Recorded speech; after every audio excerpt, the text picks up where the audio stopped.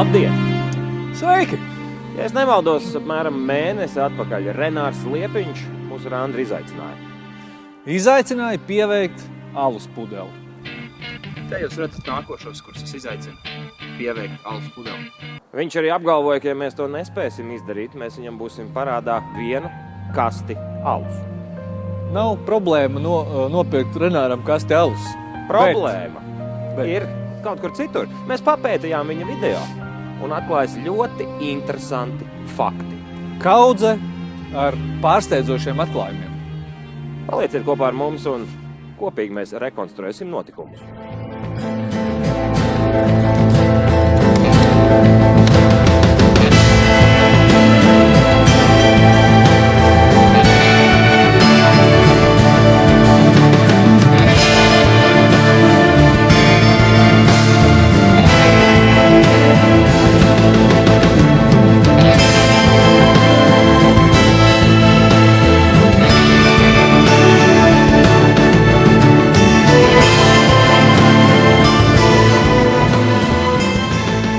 Kā jūs redzat, mēs esam tieši tajā pašā vietā, Turaites un Peldu ielas stūris.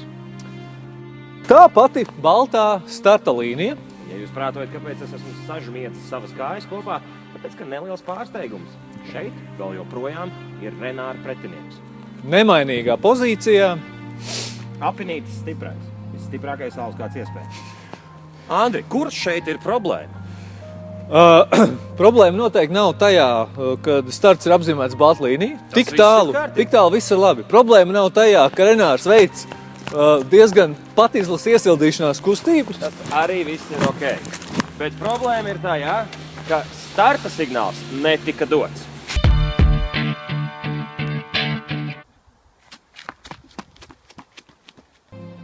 Andri, vai tu dzirdēji starta signālu? Nekā tukšs.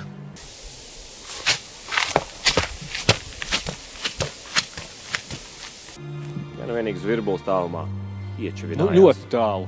Un ko tas nozīmē? Ja starts netika dots, Ir 2 iespējas. Vai nu tad starts netika dots un sacensība nav leģitīma. pilnīgi pareizi.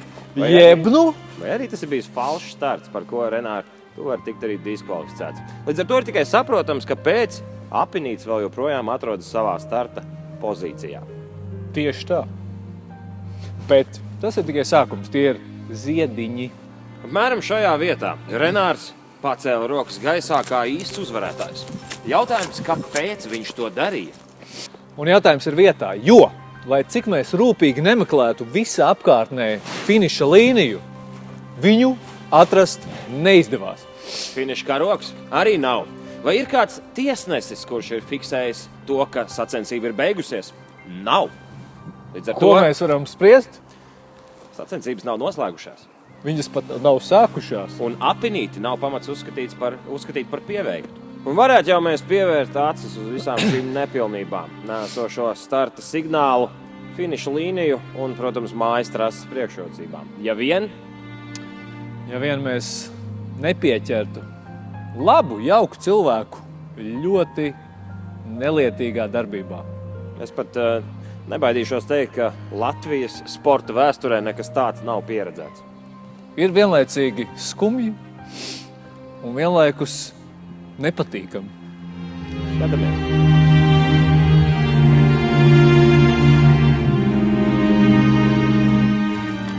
€30. Tieši tik daudz Renārs nepažēloja un iedeva Apinītim, lai tas nekustās ne no vietas. Tātad acīm redzama kukuļdošana. Jūs varētu jautāt, kā mēs zinām, ka tā ir Renāra nauda? Andri? Normālā situācijā es tik personiskas detaļas neatklātu, bet ņemot vērā šo ļoti nesportisko situāciju, viss ir ļoti vienkārši. Renārs dienu pirms šī nesportiskā notikuma man atsūtīja lūgumu aizdot €30. Te mēs redzam gan manu saraksti, gan apstiprinājumu aizdot šo naudu. Un te ir, lūk, mēs redzam, kur šī nauda nonākusi. Renāri, es tev ļoti labi pazīstu, tu esi labs cilvēks, bet šoreiz tu esi pāršāvis pārstrību. Nu, ko, dārgais draugs, Renāri? Protams, paldies, ka tu mūs izaicināji. Bet nemuļķo sevi. Nevienu mēs pieveicis. Apinīts. Jūtas perfekti. Apinīts visu izdarīja pareizi. Kā godavīrs nostājās savā vietā, paņēma kukuli. Bet tu, Renāri, tev gan mēs ieteiktu, ja rīko derības, nu tad godam, kā īsts vecis. Un varbūt nākamreiz padomā kārtīgi, ko tu izaicini. Viņš